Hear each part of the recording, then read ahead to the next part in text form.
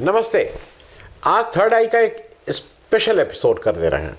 कारण यह है कि आज 26 नवंबर संविधान दिवस है। 75 साल हमारे संविधान को अडॉप्ट किए हो गए, तो इसलिए ये एक महत्वपूर्ण दिन है। तो आज ये हुआ कि आज क्यों ना इस पर एक अलग से चर्चा कर ली जाए। मैंने अपने संविधान के बारे में अपनी किताब हे राम टू जय श्री राम में बहुत विस्तृत चर्चा की है। बहुत सी जानकारियाँ वहाँ आपको मिल जाएंगी। मैंने उन्हीं जानकारियों को एक छोटे फॉर्म में आप तक पहुँचाने की कोशिश कर रहा हूँ। देखिए, ऐसा है कि पहले तो ये समझ लीजिए कि संविधान सभा बनी कैसे। देश में उस समय जो हमारे प्रादेशिक असेंबलीज थी, प्रादेशिक विधानसभाएं थी, प्रोविंशियल असेंबलीज, उसमें जो मेंबर चुन के आए थे वो हुआ कि यही लोग इन्हीं लोग इलेक्शन कर दें कॉन्स्टिट्यूएंट असेंबली का, संविधान सभा का। समय था नहीं, एकदम से तय हुआ था कि भाई इसको कर देना है, तो वो इलेक्शन अफरा तफरी में बजाय डायरेक्ट करने के जो चुने हुए प्रतिनिधि थे प्रोविंशियल असेंबलीज के, उन्होंने संविधान सभा के सदस्यों का चुनाव किया। अब उसमें एक दो, मैं इसलिए आपसे कह रहा हूं कि वो प्रश्न हैं और जो आज तो जैसा है वैसा है, उसका एक दो फ्लॉ था। फ्लॉ एक तो ये था कि ये जो संविधान सभा के सदस्य थे ये डायरेक्ट चुने हुए नहीं थे। खैर ठीक है, आप कह सकते हैं कि इनडायरेक्टली तो चुने हुए लोगों ने ही इनको चुना, लेकिन उस समय भारत में वोट देने का अधिकार सबको नहीं था। मोटे तौर पे करीब 20% की पॉपुलेशन ही वोट देती थी। तो ये जो चुने हुए प्रतिनिधि जो प्रोविंशियल असेंबलीज में बैठे हुए थे, ये केवल 20% लोगों के कायदे से नुमाइंदगी कर रहे थे। 80% लोगों ने कोई अपना वोट देके इनको नहीं चुना था। तो पहली चीज़ तो ये। दूसरा ये समझ लीजिए कि जब ये कॉन्स्टिट्यूएंट असेंबली बनी तो शुरू में इसमें कहा गया इसमें 389 मेंबर्स होंगे।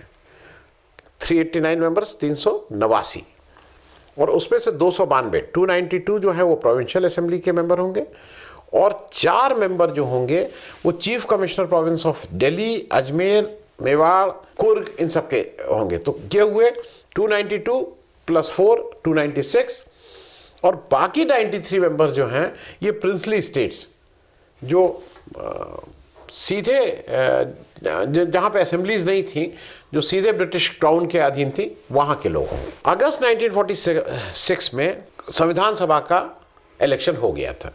1946 अगस्त की बात। इस 296 में जो जहाँ पे चुने हुए प्रतिनिधियों को चुनाव करना था, उसमें कांग्रेस 208 उसके प्रतिनिधि चुन के आए, मुस्लिम लीग के 73 चुन के आए। इसके बाद एक इंटरिम गवर्नमेंट इन्हीं चुने हुए लोगों के द्वारा, ये कहा गया कि एक इंटरिम सरकार बना दी गई 2 सितंबर 1946 में हुआ कि इसको फॉर्म हुई। और ये बात मैं इसलिए बता रहा हूं कि इस इंटरिम सरकार में कहा गया कि इसमें जो प्रधानमंत्री का पद है उसका वाइस चेयरमैन रहेगा, चेयरमैन तो वाइसरॉय रहेंगे। कुल 14 सदस्य रहेंगे, जिसमें एक वाइसरॉय, एक कमांडर इन चीफ, 2 गोरे, और 12 जो लोग हैं वो 12 काउंसिल ऑफ मिनिस्टर्स कहलाए जाएंगे, और वो मंत्री लोग बनेंगे। मुस्लिम लीग ने शुरू में इसका बायकॉट किया था, लेकिन फिर उन पर जोर पड़ा कि बातचीत हुई, तो 15 अक्टूबर को उन्होंने इसको ज्वाइन किया। लेकिन उस समय ज्वाइन जब उन्होंने किया तो उसमें कांग्रेस जो 12 जिसके मंत्री थे, उसमें से 5 कांग्रेस के लोगों ने रिजाइन किया, मंत्रियों ने, जिससे मुस्लिम लीग के लोगों को अकोमोडेट किया जा सके। तो 12 में से 5 मुस्लिम लीग, 7 कांग्रेस। हालांकि इलेक्शन की दृष्टि से 208 कांग्रेस और 73 मुस्लिम लीग थे। अब यहाँ पे क्या हुआ कि जो 5 कांग्रेस के मंत्री जिन्होंने इस्तीफा दिया था, उसमें से 3 मुसलमान थे, क्योंकि मुस्लिम लीग का कहना यह था कि मुसलमान तो केवल हम ही बताएंगे कौन मुस्लिम मंत्री होगा कौन नहीं होगा। मैं अभी उस स्टोरी में नहीं जा रहा हूँ। मेरी किताब में अगर आप आएंगे तो उसकी भी एक वो है कि कैसे लियाकत अली और कौन कौन बना, कौन ड्रॉप हुआ, क्या हुआ। इस संविधान सभा का जो पहला सेशन हुआ वो 9 दिसंबर 1946 में हुआ था।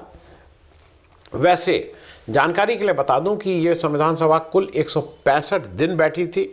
इसके 11 सेशन हुए थे, और ये दिसंबर 1946 से शुरू होकर नवंबर 1949 26 नवंबर तक ये सेशन चले थे, अलग अलग 11 सेशंस। जब 9 दिसंबर को 1946 में सेशन शुरू हुआ तो कुल 207 मेंबर उपस्थित थे, और उस समय सच्चिदानंद सिन्हा जी ने उसको पहली मीटिंग को चेयर किया था, और 11 दिसंबर को डॉक्टर राजेंद्र प्रसाद इस संविधान सभा के अध्यक्ष निर्वाचित हुए थे। जो उपाध्यक्ष थे वो एक वेस्ट बंगाल के क्रिश्चियन लीडर SC मुखर्जी साहब निर्वाचित हुए थे।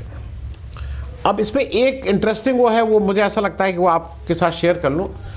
डॉक्टर अंबेडकर महाराष्ट्र की प्रोविंशियल असेंबली, उस समय महाराष्ट्र क्या, उस समय बॉम्बे प्रोविंस बोला जाता था, उसके मेंबर थे। और वहीं से उन्होंने इलेक्शन लड़ा और हार गए, क्योंकि महाराष्ट्र में या उस समय की बॉम्बे, उसमें सरकार कांग्रेस की थी और सरकार कांग्रेस के बड़े लीडर ने कहा था कि नहीं, इनको मतलब वो तो कांग्रेस वाले ही जीतेंगे। जब ये वहाँ से हार गए तो बड़ी समस्या हुई। तो जोगेंद्र नाथ मंडल, जो बंगाल में मुस्लिम लीग की जो सरकार थी उसमें वो भागीदार थे, मंत्री थे, उन्होंने इनको इनवाइट किया और उन्होंने कहा कि आप यहाँ से आइए, और उनको जसौर, जो अब बांग्लादेश में है, उस समय ईस्ट बंगाल में था, वहां से इनको इलेक्शन लड़वा के जितवा दिया। और वो मुस्लिम डोमिनेटेड था ये जसौर से इलेक्शन, लेकिन मुस्लिम बाहुल्य था। अब क्या हुआ कि अच्छा, मैं एक और चीज बता दूं कि अब डॉक्टर बी.आर. अम्बेडकर के साथ दिक्कत क्या हो गई कि उन्होंने 3 संविधान सभाओं के 3 सेशन अटेंड कर लिए। लेकिन इस बीच 3 जून 1947 में ये डिसाइड हो गया कि देश का बंटवारा होगा, 3 जून 1947। और उस समय ही ये निर्णय हो गया कि भाई एक पाकिस्तान की कॉन्स्टिट्यूएंट असेंबली बनेगी, पाकिस्तान संविधान सभा, और एक भारत की संविधान सभा। तो वही जो चुने हुए, जो मैंने जैसा पहले आपको बताया था कि कुल 389 जो मेंबर्स थे, 389, उन्हीं में से 2 हिस्से में कर दिया जाएगा। 299 भारत के संविधान सभा के मेंबर रहेंगे, 90 पाकिस्तान के संविधान सभा के रहेंगे। अब इससे क्या हुआ कि हमारे डॉक्टर बी.आर. अम्बेडकर साहब भारत की संविधान सभा के मेंबर अब नहीं हो सकते हैं, क्योंकि वो जीत के आए थे जसौर से, जो पाकिस्तान में जा रहा था, और अब वो पाकिस्तान की संविधान सभा के हो सकते हैं। खैर, उन्होंने वहां से इस्तीफा दिया। जोगेंद्र नाथ मंडल का मैं इसलिए बता दूं, जोगेंद्र नाथ मंडल जिनको ले गए थे, वो जो इंटरिम गवर्नमेंट थी उसमें मंत्री थे, और फिर वो पाकिस्तान की जो संविधान सभा बनी उसके प्रेसिडेंट बने, और फिर जब पाकिस्तान बन गया तो उसके पहले लॉ मिनिस्टर भी बने थे। अब डॉक्टर अंबेडकर पहुंचे गांधी और वायसरॉय के पास। गांधी बिल्कुल क्लियर थे कि भाई इतना अच्छा, जो हमारा सबसे सशक्त ब्रेन है, जिसको पास सबसे ज्यादा नॉलेज है, वो कैसे बाहर रह सकता है। मैं एक आपको ये भी बता दूं, गांधी जी ने करीब 30 ऐसे राजनेता जो कांग्रेस से संबंधित नहीं थे, उनको कांग्रेस द्वारा इलेक्ट करवा के इसमें भेजा था, जिसमें 16 लोगों के लिए कहा जाता है कि उनको गांधी ने खुद चुना था कि भाई इनको इलेक्ट करो और इनको भेजो। अब गांधी जी ने कहा कि इनको तो आपको डॉक्टर अंबेडकर को लेना है। अब मुश्किल फंसी, इलेक्शन हो चुके हैं, कॉन्स्टिट्यूएंट असेंबली बन चुकी है, 3 सेशन हो चुके हैं। तब डॉक्टर राजेंद्र प्रसाद, जो संविधान सभा के अध्यक्ष थे,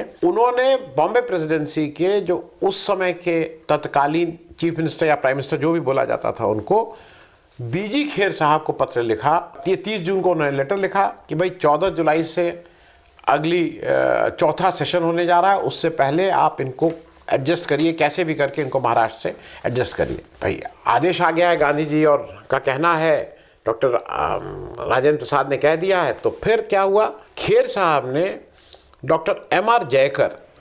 जयकर जो बॉम्बे यूनिवर्सिटी के पहले वीसी बने, फेडरल कोर्ट के जज थे, उनको समझा बुझा के उनसे इस्तीफा दिलवाया और डॉक्टर बी.आर. अम्बेडकर को नॉमिनेट किया गया।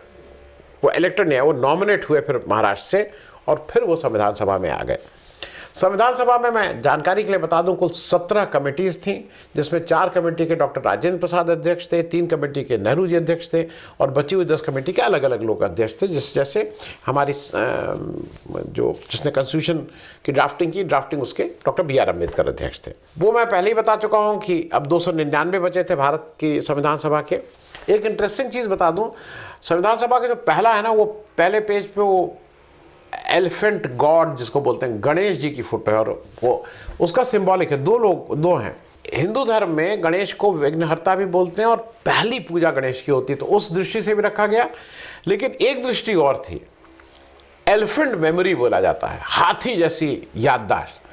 तो उसमें सांकेतिक ये था कि समाज के किसी भी वर्ग, ऊंचा नीचा, दबड़ा पिछा, आगे को, ये जो हाथी जैसी याददाश्त वाला जो सिंबल है, ये भूला किसी वर्ग को नहीं है, हर वर्ग को उसने एड्रेस किया है।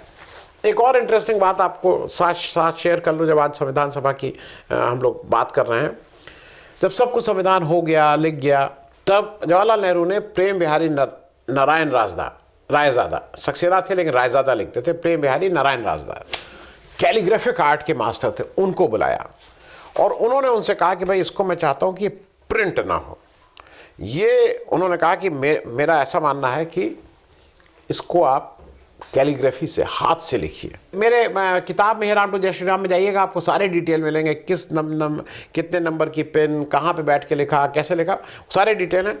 251 पेज में करीब 3.25 किलो की संविधान लिखा गया।